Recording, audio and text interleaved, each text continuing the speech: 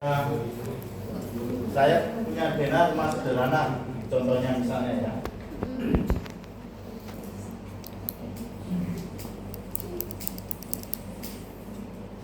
Misalnya seperti ini.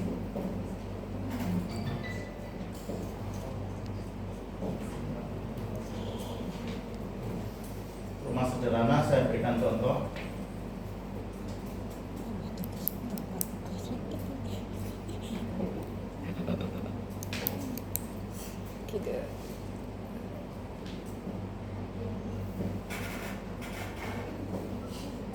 Di sini ada taman ya, misalnya. Nah, di sini area depan. Suara saya tiba-tiba serah ya. Tapi masih enak didengarkan kan ya suaranya? Iya. Masih merdu ya. Iya, benar. Nah, jadi umpama ada fondasi di sini. Ini sudutan rumah ya. Jadi fondasi letaknya kalau rumah sederhana kelihatan nggak? Nah, kalau saya di sini kelihatan. Nah, ya.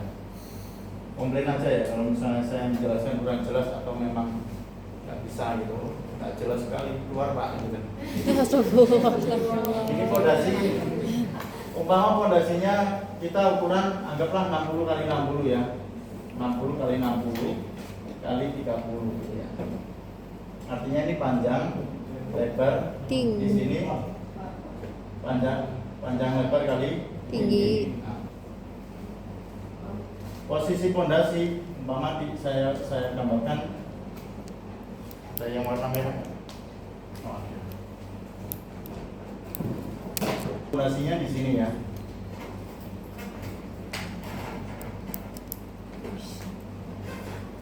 Referensi buat rumah kita. Bisa main enggak? Iya, ada Kod mi. Ini contoh ya. Kod mi. Kalau misalnya perumahan berarti fondasinya nanti akan kita pelajari bareng-bareng itu. Pelan-pelan. Baru awal sudah puyeng. Gimana? Iya.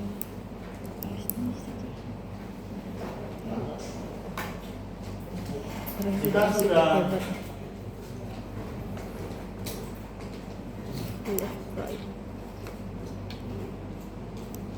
jadi umpama ini ada fondasi ya, ada gambar fondasi yang ini cukup jelas ya. Saya buka.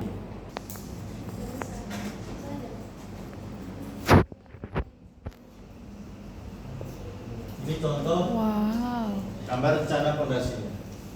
Nah, di dalam rencana fondasi di dalamnya ada kolom ya. Nah, kolom nggak usah kita gambar dulu. Yang kita bahas boplang.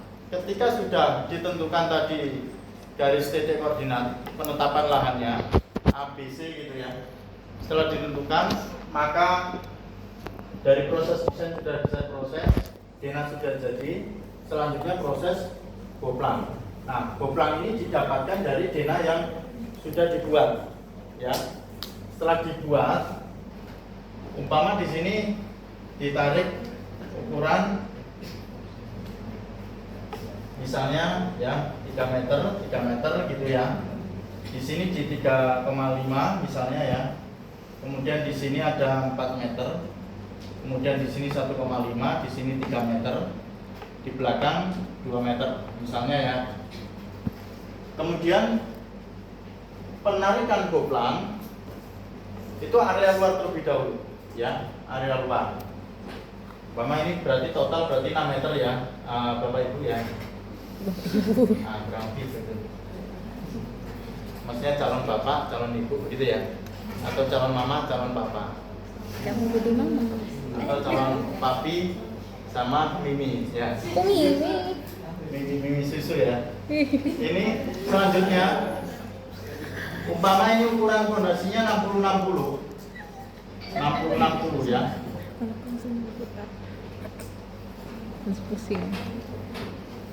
Belajar ini. Ini ukurannya 60-60. Artinya as di sini posisinya di 30 ya kan. Nah, 60 usahakan boplang itu jangan sampai kena di pas lubang fondasinya. tarik di sini dari 30 keluar, misalnya ini ada beberapa timbunan umpamanya.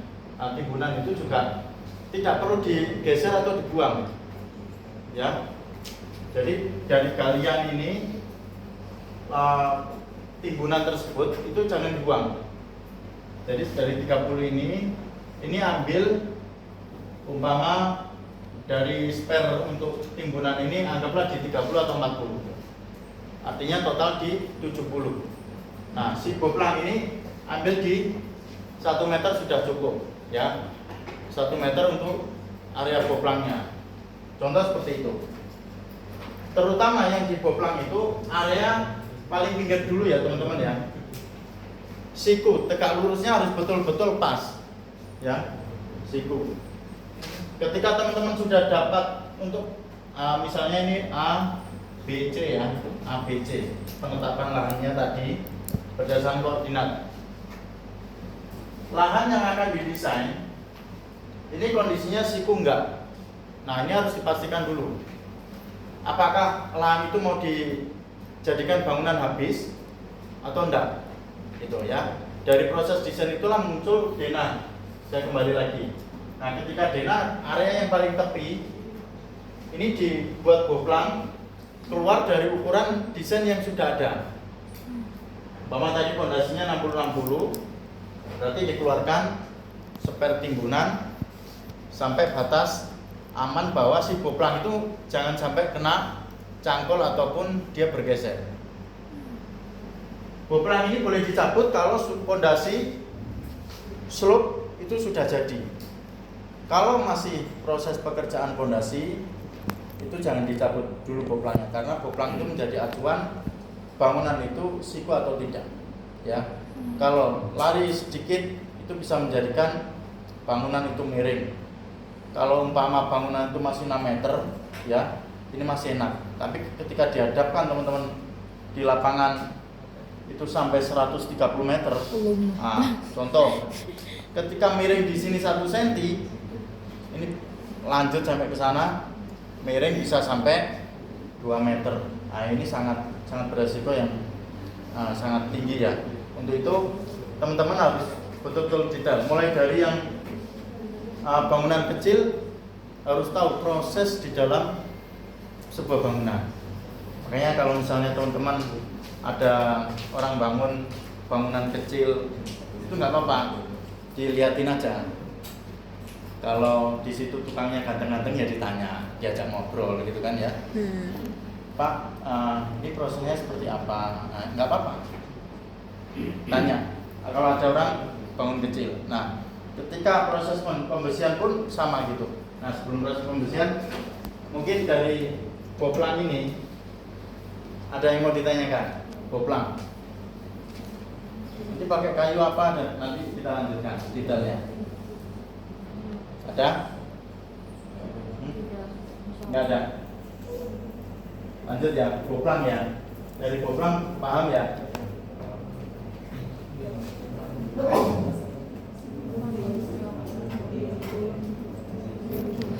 Fondasinya berada di tengah-tengah sini ya.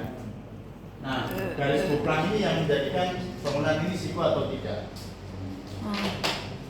Jelas ya? Jelas. Ini kenapa saya jelaskan juga. Ketika teman-teman nanti misalnya mau jadi kontraktor buat boplang,